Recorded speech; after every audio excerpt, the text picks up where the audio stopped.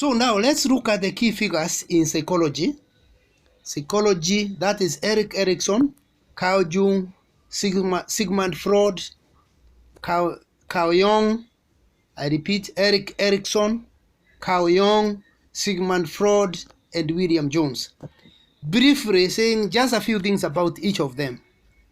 Erickson, 1902 to 94. That's when he lived. He died in 1984. He was born in Germany in 1902, and he was born of a Jewish mother. And in Boston, USA, he worked as the city's only child analyst. He later taught at Harvard and at Yale.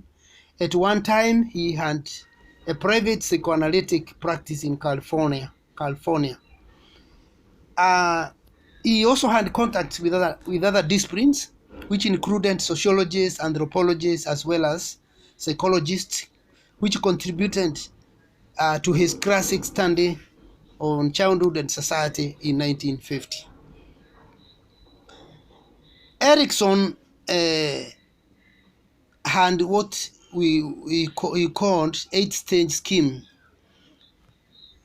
He taught this psychosocial. He referred to this 8-stage scheme as a pointer to psychosocial crisis, or indeed, this 8-stage scheme is a psychosocial crisis, and it needs to be resolved satisfactorily if individual maturity is to be achieved and personal identity established. The crucial phases are described as: number 1, the critical decision between trust versus mistrust. Number 2, autonomy versus shame and doubt. Number 3, initiative versus guilt. Number 4, industry versus inferiority. Number 5, identity versus raw confusion. Number 6, intimacy versus isolation. Number 7, generativity versus stagnation. And number 8, integrity versus despair.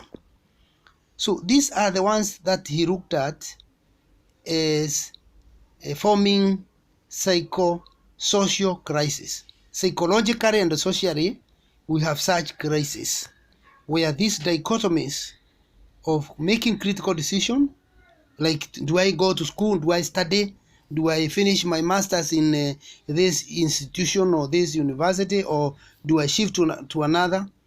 There is also fear that you can also equate to mistrust. Fear, and that is something that runs throughout the whole gamut of life to every one of us.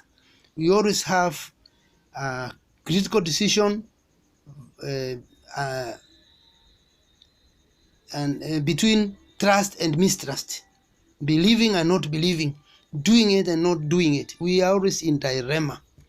So you must be very strong to make decision and make it wisely for posterity. There is also autonomy versus shame and doubt. There is also initiative versus guilt, industry versus inferiority. Because if you talk about industry, you can talk of equate industry to handwork. Sometimes you may work very hard, but your colleagues may think you want to make the boss happy. So that's why you are working very hard. They start bringing down your self-esteem, making you feel down and bringing you down. You are working hard, or throwing very negative remarks about what you are doing. And sometimes you have to wrestle with continuing with the industry, or get inferior and stop what you are doing because of fearing and what they are doing. So you of course you may even start fighting them, and in fighting them through your own inferiority, you fight now a superior or something. You find yourself losing the agenda you had set in mind. All these dichotomies are there as crises.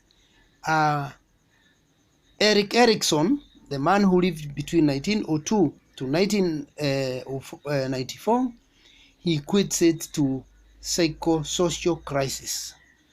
Always they are there. To the youth now, you find Erickson also explored the dynamic of identity formation in his work, Identity, Youth in Crisis. So he saw a lot of crisis. He felt there was a lot of crisis, and if we get back, you note that though he's not among the founders, you can't see him there on the diagram that is there. But you can see these are the fellows who came up even stronger than even the so-called founders. And you can also see the nature of the studies Erickson conducted. He also had to study significant historical figures, including Martin Luther, the reformer, Mohandas or Mahatma Gandhi. You can see the man who was a psychologist and also a sociologist. It's like he combined the two. And some people have been talking about multidisciplinary enterprises as missing the point, the arrow and its target. But you see, Erickson, as early as the 1950, he had employed interdisciplinary approaches to scholarship in order to be able to yield results. You can see how he worked very hard using both sociology and psychology. You bring it together and you are able to bring a psychosocial approach in handling the human dilemma. So in summary, Erickson is a psychoanalyst who is classified as neo-Freudian because of his emphasis on ego psychology. He had an overriding interest in problems of identity.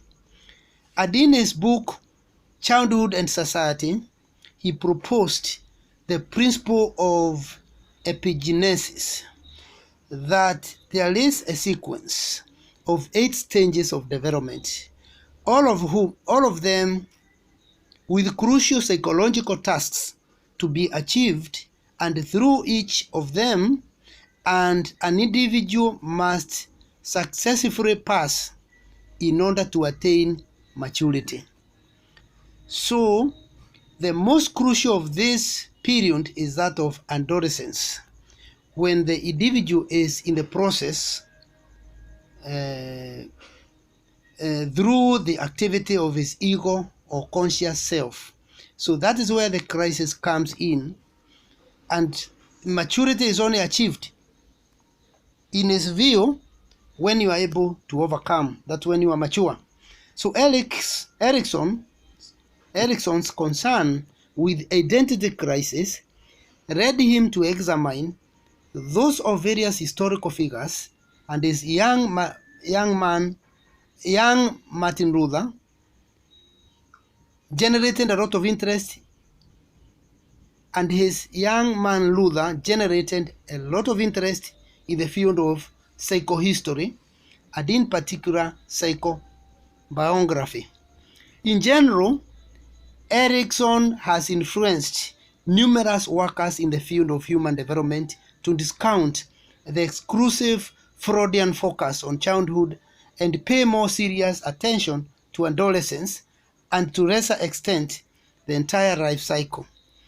Now, coming to this other gentleman, Carl Jung, or we call, to some it's Carl Jung, but call it Carl Jung, 1875 to 1961, he was a Swiss psychiatrist and founder of analytical psychology. Carl Jung described as a great deal, ascribed, or Carl Jung or Carl Jung ascribed a great deal of his subsequent belief and theorizing to the influence of his parents and grandparents.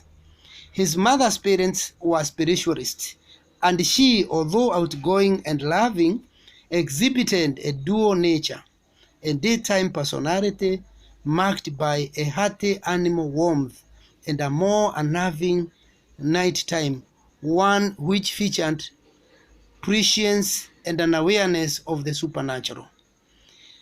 In his autobiographical memories,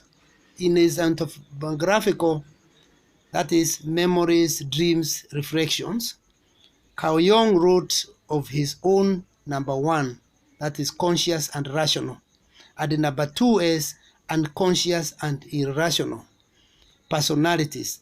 And this latter aspect of unconscious and irrational was expressed in a lifelong interest in the paranormal. He was married to Emma way back in 1903, and what is interesting for us in this class, not his marital life. Even Kirubi, we didn't know much about the businessman who will be married tomorrow. He is a contact with Sigmund Freud or Freud. He made contact with Freud when he was researching on the use of stimulus ones to evoke responsive associated ones, which in turn, he later argues, indicate complexes within the patient's unconscious.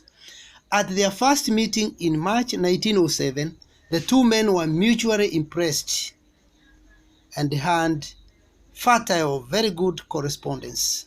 It began from that time henceforth. So in 1909, both Freud and Jung were both invited to lecture at Clark University, Worcester, Massachusetts.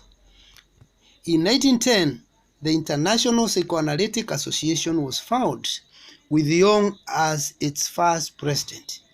Freud, 19 years older than Jung or Jung, saw the younger man as his son and heir within the psychoanalytic movement. Jung's critical mind on Freud. However, Jung became increasingly critical of his teacher, Sigmund Freud's emphasis on sexuality. Why did they split? Now, note that Freud saw sex as the prime source of human motivation. Freud also had dismissed the importance of religion. He also had authoritarianism in their personal relationship with Jung, the son of a reformed pastor. These differences between these great scholars led to the severing in their personal relationships in 1914. Freud always saw Jung as his child whom he tended to patronize. Consequently, Jung resigned from all his public commitments and retreated to his house at Kuznets to private practice and continued with his research. About 5 years after his break with Freud, Jung experienced a period of profound mental anguish, which he sought to resolve by his confrontation with the unconscious. This mental anguish that Jung experienced was probably exacerbated by his affair with the former patient, Antonis Wolff, and his consequent bitter rows with his wife Emma. To tackle this, he chose to resolve his confrontation with the unconscious. Concerning dreams, we should hasten to say that within this process of self-analysis, Jung recorded his dreams painstakingly and entering into dialogue with his inner figures, further refined the concepts which underlie the methodology of analytical psychology. Following his experiment with the unconscious, Jung continued his interest in world religions through various anthropological expeditions.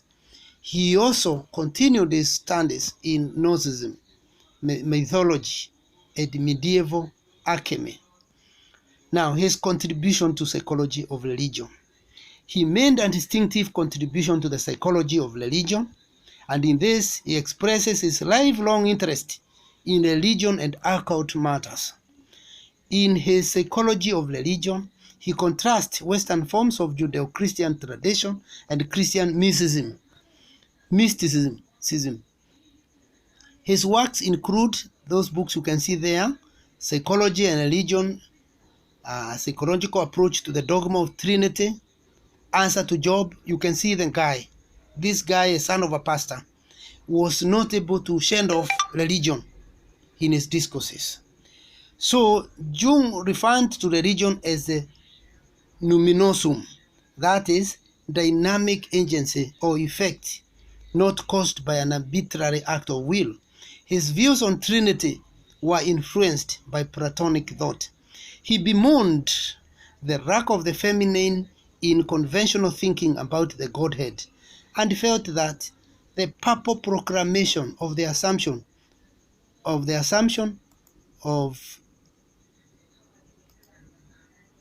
the blessed Virgin Mary in 1950 was a significant step in redressing this perceived imbalance. A conclusion on Jung. Jung was a Swiss psychoanalyst, that is what we have already noted, one of Freud's earliest colleagues, and for about 6 years they were very close, and Freud regarded Jung as her heir apparent to the movement he had founded. He was a Christian and a son of a Protestant minister. And Jung left the Freudian movement in 1914 and founded his own, largely because he could not accept Freud's uncompromising stand on the fundamental importance of sex in the origin of neurosis. Jung's interests were also more mystically inclined than Freud's devotion to rationality could tolerate. The third one is Sigmund Freud. We may not say more, who died in 1939, having been born in 1856. So he was an initiator of the theory and method of psychoanalysis. His ideas have influenced thought and culture well beyond the field of psychology. Some people go to an extent of saying that Freud is the father of psychology. And this is because in many areas of psychology, you find him there. He had a very huge stamp on things, psychology as we know it today. Whether we criticize him, we always feel like he is the father of psychology. Of course, that is not the true position, but he has his imprints are very strong in the way we conduct psychology. Even when we do related areas like counseling psychology, we find we are critiquing and praising him in equal measure, criticizing and praising in equal measure. As a young man, Sigmund Freud had a sense of destiny and confidence in his capacity to succeed. And this he attributed to his mother's special regard. His mother felt he had a great son, and he made it very clear to him, just like in theology we have St. Augustine. He had a mother, Monica, and a father, Patrick, a great thief. And every day Monica prayed for St. Augustine the Great, the greatest of all theologians after St. Paul. And he would always pray very hard, "My son, don't be like your father. God, help my son not be like his father, a thief, a bad guy, a guy who has no morals."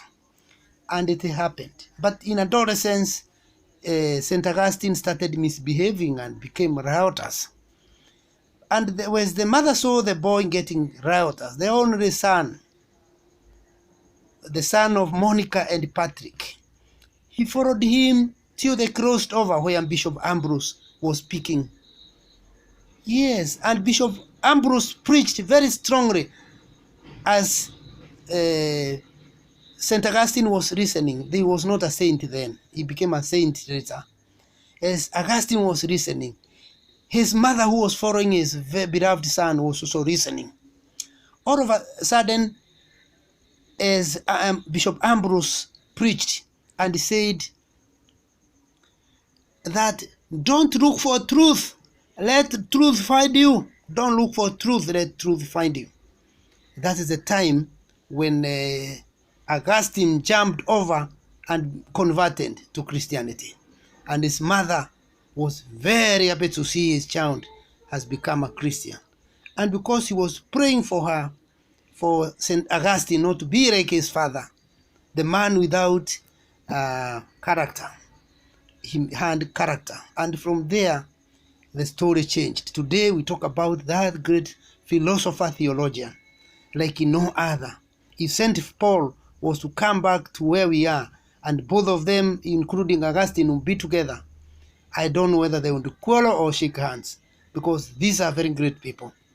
Now, coming to Freud, the man we criticize bitterly in some areas when he talks about sexuality, when he talks about some of these psychoanalytical things, the ego, the Oedipus complex, such things, we really feel this is not he was drunk when writing these things. But it's also the same man we cannot do. Now, when you go to the Muslims, they say St. Paul is a bad guy. They criticize him the way we criticize Sigmund Freud in certain areas. But you can't do without Paul. They say St. Paul is a corrupter of the Injil, of the gospel. Injil. He's the one who corrupted the original message and almost brought his. Women, some feminist women are also bitter with St. Paul, saying St. Paul told women to cover their hair in religious gatherings, which was oppressive.